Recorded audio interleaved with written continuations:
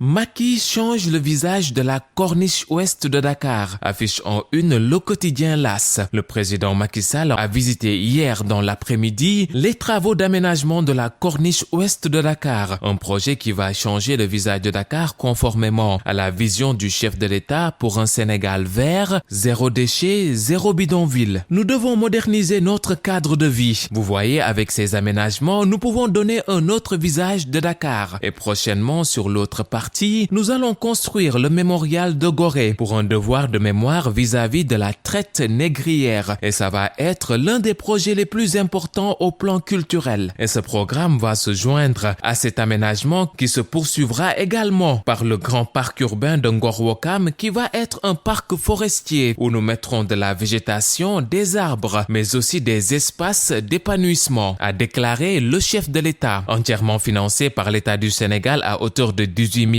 de francs CFA, le projet a pour objectif, entre autres, de rendre la corniche accessible à pied, de donner une identité à la promenade de la corniche. Nous avons commencé par la corniche ouest, le bloc des Madeleines jusqu'à la mosquée de la Divinité à Ouakam. Évidemment, il a fallu réorganiser l'espace. Il a fallu prendre un décret d'utilité publique, reprendre les baux qui ont été donnés sur l'ensemble des terrains qui impactent ce projet, a informé le président de la République. Article de notre confrère Elhadji Falilou Fall à lire dans les colonnes du quotidien LAS. Gouvernement face à la presse, les ministres de l'élevage et celui de l'assainissement donnent des assurances. L'État rassure, titre Sud Quotidien. À quelques jours de la fête de Tabaski, le ministre de l'élevage et des productions animales juge satisfaisant la situation du marché des moutons. À la date du 20 juin, le suivi des effectifs de moutons présents au niveau d'un dispositif de 205 marchés et points de vente que nous avons mis en place dans toutes les régions du Sénégal a permis de recenser un cumul de plus de 376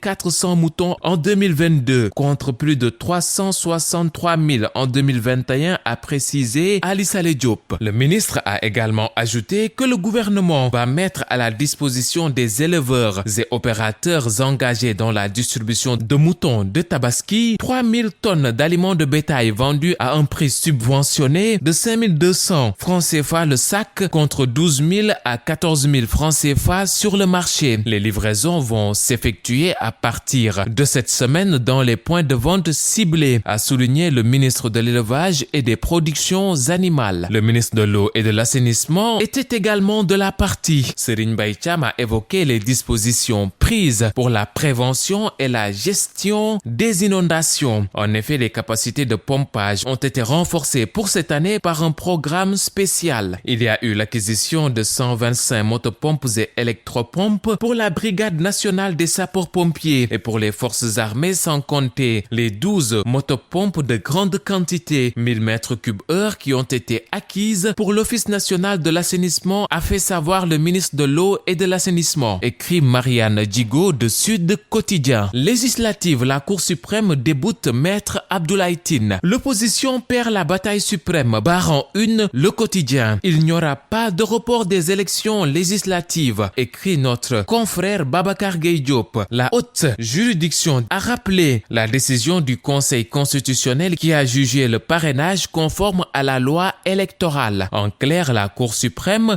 ignore l'arrêté de la Cour de justice de la CEDEAO. Déçu par cette décision, Maître Abdoulaye Tine va saisir la commission de la CEDEAO, rapporte le quotidien.